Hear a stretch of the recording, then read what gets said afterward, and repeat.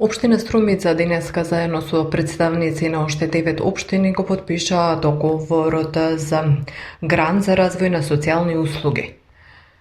Целта на Министерството е да продолжат како што велат во изградбата на концептот едно општество за сите, кое според нив значи праведно, солидарно општество кој создава услови за учество на сите граѓани на еднакви основи, да учествуваат во општествениот живот. До крајот на годината ќе ја закружиме бројката од 24 договори со општини од нашата земја кои што се јавија на јавниот повик објавен од страна на Министерството за труд и социјална политика. Општините со потпишувањето на денешниот договор презедоа обврска во рок од 5 месеци преку на општинските координатори, преку обука и едукација на даватели на услуги да овозможат, почнувајќи од 1 април, пружање на социјалните услуги во домовите на стари, изнемоштени лица, во домовите за лица со попреченост, како и поддршка на старите лица во дневните центри за стари, меѓутоа и поддршка на лицата со попреченост во дневните центри.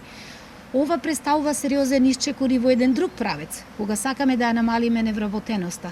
Дава можност за ангажирање на граѓаните во нивната локална средина, преку вклучување во овие сервиси даватели на услуги, да можат да најдат своја екзистенција, односно да обезбедат пристоен износ на средства за нивно нормално функционирање. Како Министерство за труд и социјална политика остануваме посветени во целосна имплементација на социјалната реформа, што ги адресира конкретно прашањата и проблемите на сите граѓани.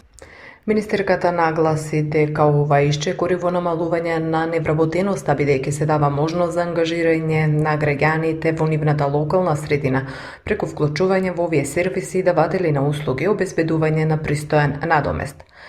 Општина Струмица денеска ги потпиша договорите заедно со Крива Паланка, Кичево, Македонски Брод, Центар Жупа, Струга, Демирхисар и Кавадарци.